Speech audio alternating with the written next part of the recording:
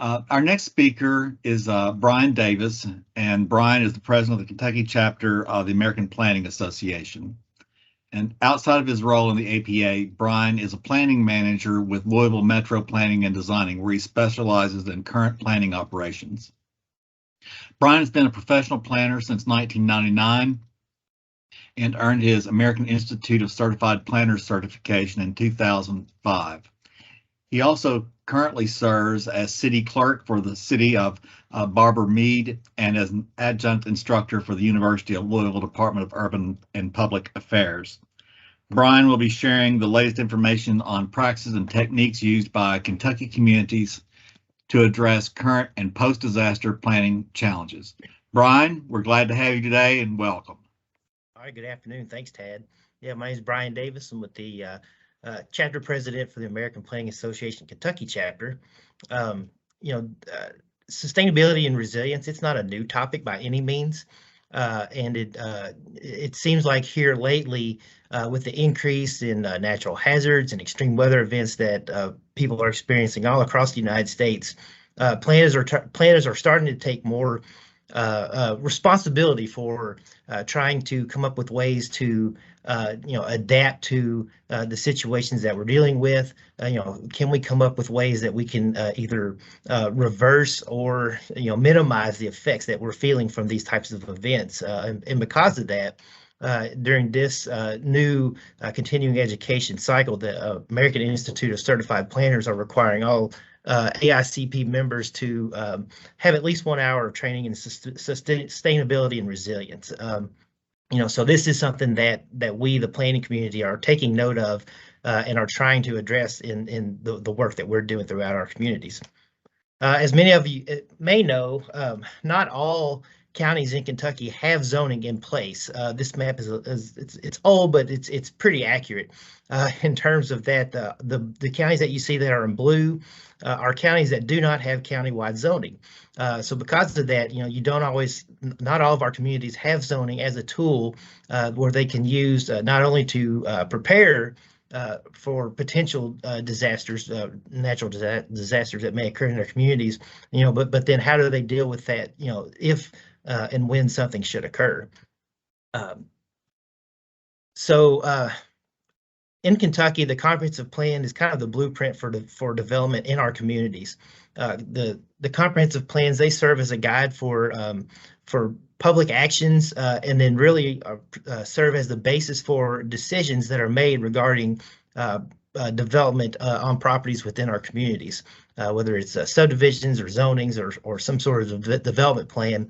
The comp plan guides us and gives us that idea for what our community is expecting in terms of development over the course of usually a 20-year period.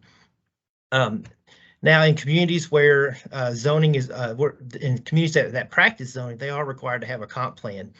So any community that has zoning activities in their cities or counties, they are required to have a comprehensive plan adopted, and they are required to either re-adopt or create a new comprehensive plan at least every 5 years. Now, one thing that communities who don't have zoning don't necessarily know all the time is that they can also have a comp plan for their communities and not implement zoning.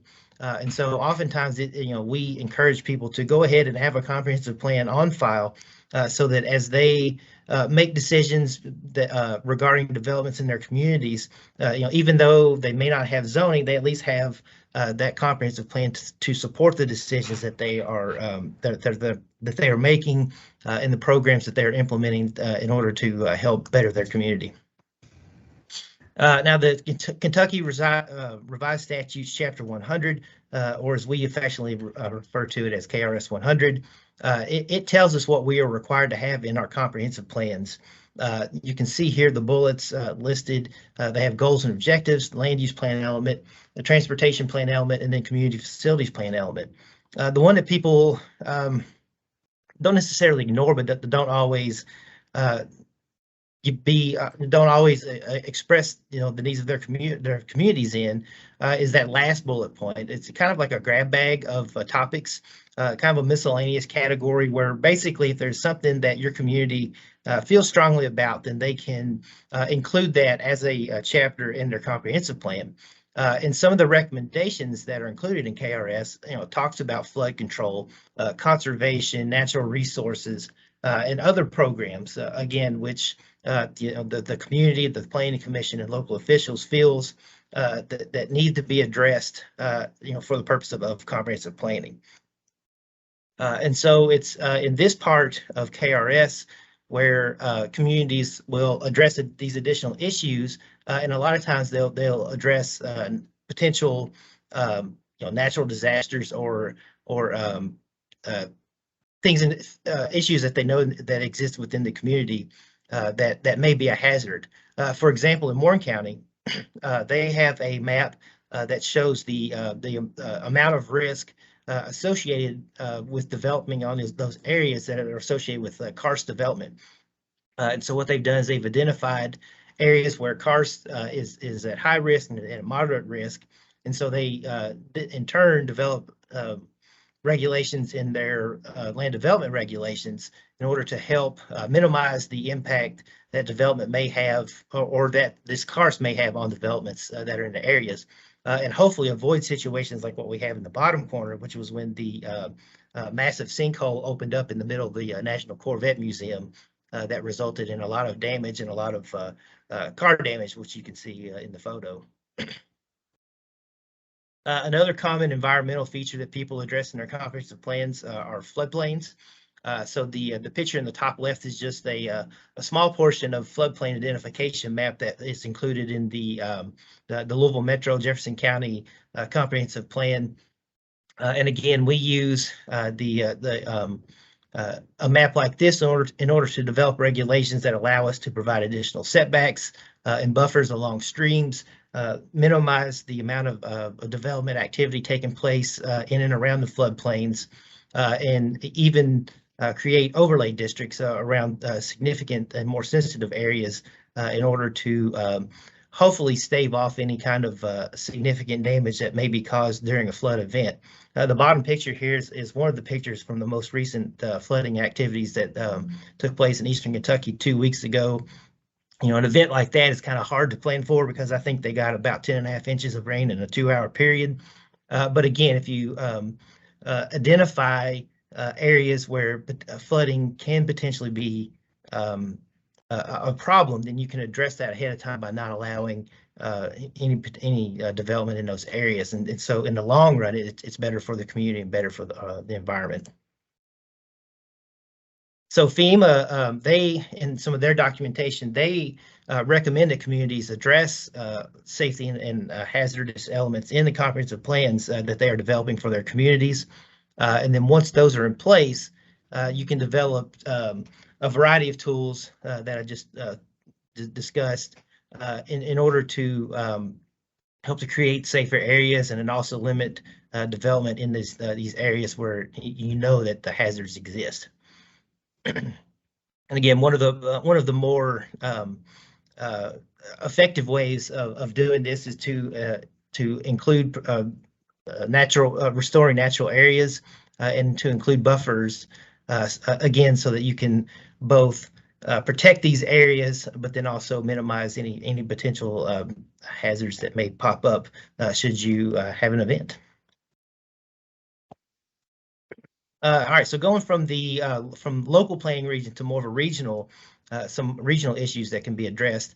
As many of you all know, here in Kentucky, we have the 15 area development districts, and they provide a number of services and do a number of activities for the counties that are within their district. One of these activities includes the development of comprehensive economic development plans. And so a CED basically is the result of a local planning process designed to guide the economic growth of an area. And these plans, they take a lot of demographic data, a lot of information about what is going on in the community in terms of economic development, industrial development, what kind of commercial activities are taking place. And then they take all that in order to project what may be best suited for future development within the area. And in turn, this helps to create new jobs, helps to diversify economies, which is, as we have seen before, is an important thing to do within communities here in Kentucky, and then to improve overall living conditions for the people that are living in those areas. So these CEDs, they're required in order to qualify for EDA assistance under its Public Works, Economic Adjustment, and other planning programs. It's also a prerequisite for designation for in order to have an economic development district. And so these tools, this is one tool that is created by the ADS, where they work with local officials in order to come up with this document. So should something happen that these communities are eligible for grants in order to that they need for assistance. Another type of regional plan that's conducted and completed by the ADS are the hazard mitigation plans. And so typically what this involves is looking at each county or community within their district and identifying the potential risks that are there in each community. And so while these are important in order to help mitigate losses from disaster occurrence, it's also serves as a benefit for the community for a number of reasons. One, if you have an approved regional hazard mitigation plan on file, it makes you eligible for pre-disaster mitigation funding through FEMA, and it also grants the community points towards the community rating system, which can help lower insurance rates for homeowners in floodplains. And so this is a way that local officials and regional planners alike here in the state work together in order to come up with these plans in order to better prepare our communities. And I don't know about you, but if you're watching TV and a tornado warning pops up, one of the last things that pops in your head is like, oh, we should have a design charrette right now to prepare for any potential damage that may happen in these areas. So pre-planning is very important in order to help us prepare for what can happen. And so in this scenario, we're going to take a look at some of the things that Bowling Green, Warren County, had in place that allowed them to take swift actions after the tornadic event that took place last December. So this map here, this is just it shows the path of the tornado that went through. And don't tell any of my instructors that it didn't include a scale, but basically this is about a 25-mile stretch that the tornado touched down in southwest Warren County, and then basically bisected the city of Bowling Green as it traveled to the northeast. And so you have this path of destruction that took place. And so once it took place, the city of Bowling Green said, okay, what now are we going to do with this? So the first thing that they did was they passed a moratorium to halt building permits on the properties that were significantly damaged as part of the event. And so what they had to do as part of this was to evaluate the zoning of each of these damaged areas. So what they found was that the underlying zoning on the properties didn't necessarily match the existing character or structures that were on some of these lots. And so, for instance, so you may have a single family structure that existed on a property, but the underlying zone was for multifamily. And so one of the things that the planning officials down in Bowling Green wanted to do was to take a look at these areas and again determine whether or not single family was the most appropriate use for that site, and then they were able to move forward with potential rezonings before they allowed building permits to be pulled for those structures. So at the conclusion of the study, and this map is one of the examples of the areas that they studied, and you can find all this information on the Bowling Green Warren County Planning Commission website. They did decide to initiate the area-wide rezoning to change the zoning where they felt it was needed. They wound up changing the zoning on a total of 602 properties throughout 5 different neighborhoods that were affected by the tornadic events. So you're talking about a significant number of properties that were rezoned in order to preserve that character and preserve that character within the neighborhood. Now, they were able to go through the entire process from evaluation through final approval in about 5 months, which I know sometimes doesn't sound like it's that quickly, but when you're talking about the number of properties that they had to go out and evaluate, the number of people that they had to notify in order to do a area-wide rezoning, and then get that through all the proper public hearings, public meetings leading up to public hearings, and then before the city for final approval. That's a pretty swift action there in terms of changing that zoning. And really, all this was done in order to help get people to a point where they could go back and really reconstruct their normal, so that they could go out, they could do clearing activities on the properties, they could begin building the structures back on the site, and get them back into the community that they belong to, so that they can put this event behind them and move forward. Now, tying in the some of the things that the city did with what the Barren River Area Development District is doing, they are actually in the process of updating their hazard mitigation plan as well as their comprehensive economic development plan. And so what they've done is they have taken a lot of information that was gathered as part of the rezoning process, and then failed to mention the city is also in the process of updating their comprehensive plan. So what they've done is they've been able to combine the public hearings for these 3 different plans into really one kind of group of listening sessions, so that they're getting information that is needed for all the studies.